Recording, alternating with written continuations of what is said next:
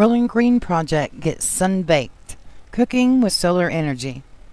Many of you may remember a time in your childhood when you were with a group of peers camping and the adults pulled out this crazy idea. We're going to cook dinner in this box.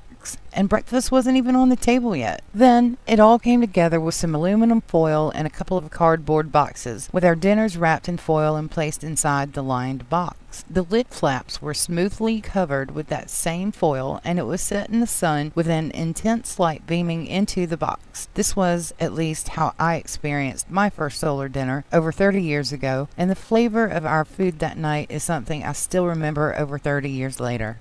Being in the Arizona desert, the last thing you want to do is cook in your home anytime during the day. But all over our planet, solar cooking is possible and very underused. I was reminded while doing our solar cooking experiment just how delicious and alive the food tastes when baked in the sun.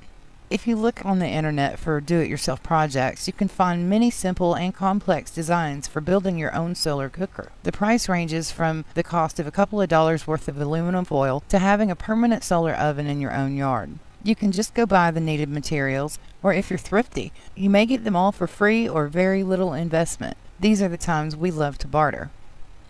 My favorite designs were found at the wikihow.com make and use a solar oven, and at a site I found to make a solar cooker from a pizza box, which is my next solar project. If you look for solar oven designs in any search engine, you will find plenty to choose from. Some of my favorites are simple to make at home and with the kids. Solar cooking not only saves on energy consumed by your appliances, it also retains the life in the food you're cooking. So much so that you can literally taste the difference. During my research, I read about a way of cooking with solar even if you're stranded on the side of the road. So, for my first solar experiment, I wanted to try this method out, and even designed my own cooker from items already in our home. Rick makes sun tea on a regular basis, so I thought of the jar that we use for that and started on my own design. When you are using the aluminum foil, you want to be sure that you pay attention to the two sides of it. One is very shiny and reflective, while the other side has more of a dull sheen.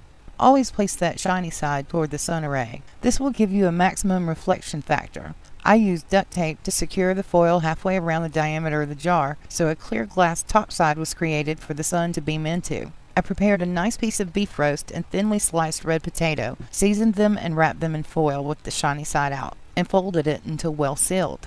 I placed them into the jar with the foil on the bottom and set them in a way they would reflect on each other and the sun would radiate from the foil beneath as well. I put the lid on the jar and took it outside. It was almost 12:30 p.m. in the Arizona desert when I started dinner. If you don't have a way to lean the jar against something that will reflect the sun rays in the right direction, I would suggest digging a shallow trench, just slightly longer than your cooking jar, to give it the groove to rest in. I placed ours against a railroad tie that is also a border on the RV lot. I chose the beef because we like it cooked rare, and I was not really sure how intense the heat would get in the jar. I checked on the progress of the potatoes a couple hours later by putting on a glove before pulling them out of the jar. Don't forget, if it's hot enough to cook your food, it will burn you too. I noticed the potatoes inside the foil were warm, but nowhere near a soft texture yet. I rewrapped them and returned them into the jar. I then prepared the spinach using a different method of solar cooking to test the zipper lock bags cooker. This was the one I had read about in my research that I thought could be the most useful when traveling or just wanting to heat up a meal without heating up the kitchen.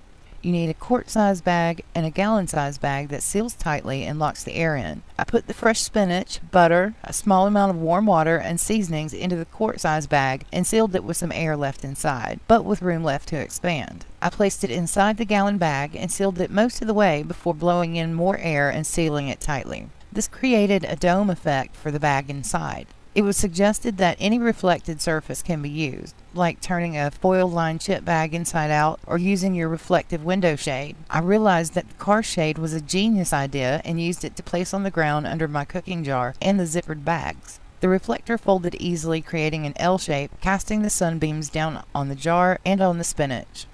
We still had at least 3 to 4 good hours of solar light left to cook our dinner. As the sun started getting low to the west of us, the time was near 6:30 and we decided to try out our solar feast. Using a towel, I brought in the glass jar and the bag of spinach. You want to be careful not to touch your glass jar with anything cold or a metal utensil. Keeping it on the towel and using gloves on your hands is the safest way to handle this cooker. The meat was perfect and juicy medium rare. The spinach had a flavor that you could literally taste the life in, comparatively even more than raw, and the potatoes were smelling delicious, though needing to be cooked a bit more. We finished these up quickly on our propane stove using the butter and herbs without additional grease. So while I would only use this method for pre-cooked and fast cooking or warming foods, it is an excellent way to make tea, warm hot dogs and sausage, cook greens, or heat soup and other canned goods, even if you're stuck on the road, in a power outage, or just getting into what nature has to offer. To cook meats other than beef, I would strongly suggest using a solar cooker that has a higher intensity heat, which is also good for baking, roasting, and broiling as well. We will continue to report on additional experiments to make your homes and communities eco-friendly and healthy. This is Samantha Phenix with the Rolling Green Project for a New Light Video Magazine, getting sunbaked in the Arizona desert.